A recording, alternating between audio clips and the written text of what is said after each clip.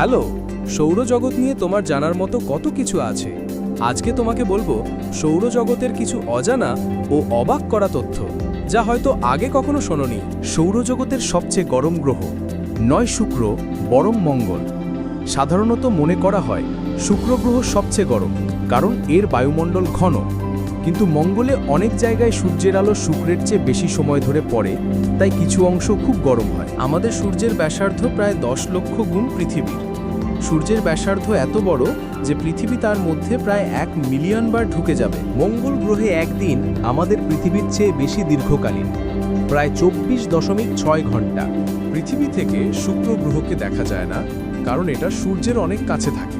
তাই কখনো কখনো সকালে বা সন্ধ্যায় সূর্যের কাছে উজ্জ্বল এক তারা হিসেবে দেখা যায়। বৃহস্পতি গ্রহের বিশাল লাল দাগটি আসলে একটি বিশাল ঘূর্ণাবর্তের ঝড়, যা শত শত বছর ধরে চলছে।